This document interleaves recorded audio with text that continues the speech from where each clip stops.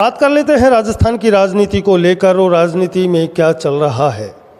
1.5 साल से ऊपर हो गया है भारतीय जनता पार्टी यानी कि भजनलाल सरकार को बने हुए, मगर अब इंतजार है मंत्रिमंडल के विस्तार को लेकर।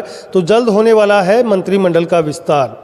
सूत्रों से पता चला है कि कुछ नाम जो कि तय हो चुके हैं और कुछ नामों की सूची बन चुकी है जिनके विभाग और मंत्री पद जाने वाले हैं। मगर कहीं न कहीं जो भाजपा का जो एजेंडा है वो ये मैं बता दूं कि नए विधायकों को और नए लोगों को कहीं न कहीं बड़े पद और बड़े विभाग मिलने वाले हैं।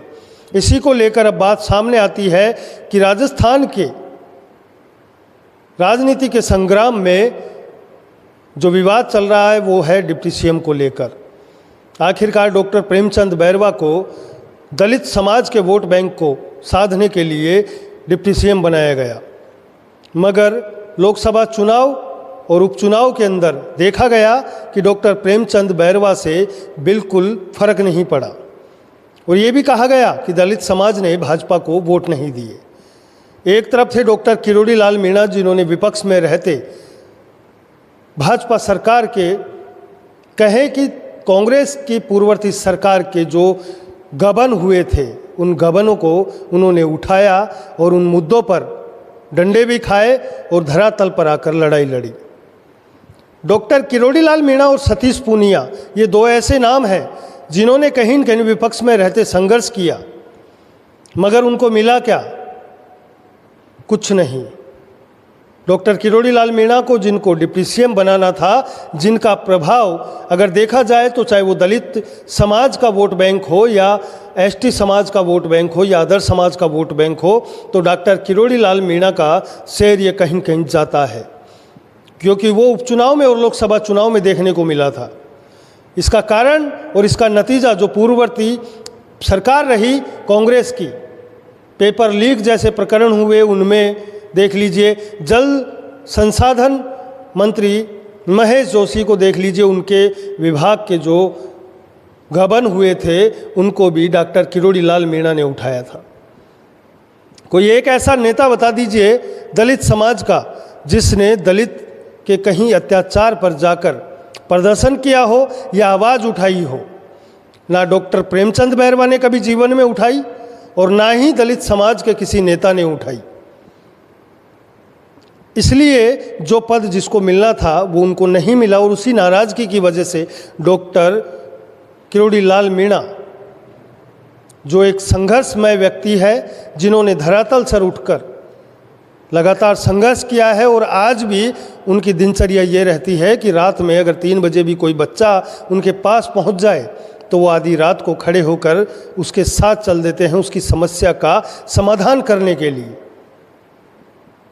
मगर उसका नतीजा उनको जो फल मिलना चाहिए था वो फल उनको शायद नहीं मिला और उसी नाराज़गी की वजह से भारतीय जनता पार्टी को यानी कि भाजपा सरकार को लोकसभा चुनाव में और उपचुनाव में कहीं न कहीं दलित वोट बैंक को और एसटी वोट बैंक इनका सहारा बिल्कुल नहीं मिला और इसी वजह से डॉक्टर किरोड़ी लाल मीणा हरास हो गए।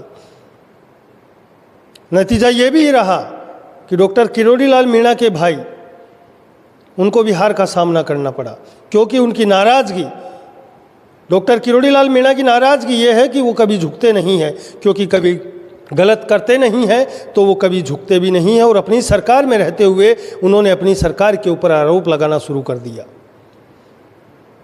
कहीं न कहीं ये बात केंद्रीय नेतृत्व पहुंची और केंद्रीय नेतृत्व जब पहुंची तो उनको वहाँ पर बुलाया गया और एक आश्वासन दिया गया, यानी कि उनको कहा गया कि आप अब आराम से जाकर काम करिए, आपको जो मिलना चाहिए था वो आपको मिलेगा। तो डॉक्टर किरोड़ी लाल मीणा ने हाल ही में अपने पदभार को संभाला। जिस तरीके से उनका कृषि मंत्री का जो पद था वो नहीं देख रहे थे, कहीं न कहीं उनको लग रहा था कि मैं बिल्कुल मंत्री नहीं हूँ। वो कह भी रहे थे इस चीज़ को लेकर बार बार मीडिया के सामने, मगर इसी चीज़ का भुगतान कहीं न कहीं जनता को और इन भाजपा सरकार को जो चोट पहुंची वो लोकसभा चुनाव में पहुंची। ये समीकरण है, जो समीकरण मैं बताना चाह रहा हूं। जो दलित वोट बैंक की अगर साधने की बात करें तो डॉक्टर प्रेमचंद बैरवा से 0% भी फर्क नहीं पड़ता है, क्योंकि वो चंद लोगों के साथ रहकर चंद लोगों की राजनीति यानी कि तालाब की राजनीति में खेल खेलता है। मगर डॉक्टर किरोड़ी लाल मीणा राजस्थान के वो सितारे हैं राजनीति के, जिन्हें बच्चा बच्चा बाबा के नाम से जानता है। और हाल ही में अब जल्द राजस्थान की राजनीति में जो फेरबदल होने वाला है भजन लाल सरकार में, तो मैं बता दूं कि मंत्रिमंडल के विस्तार को लेकर बड़ी चर्चाएं शुरू हो चुकी है और इस चर्चाओं में कहीं न कहीं नामांकन जारी हो चुके हैं। जो नामों की सूची है तो वो बन चुकी है कि किन के विभाग और किन के मंत्री पद जाएंगे। तो मैं ये पूछना चाहूँगा जनता से, क्या आप लोग डॉक्टर किरोड़ी लाल मीणा को चाहते हैं या डॉक्टर प्रेमचंद बैरवा को?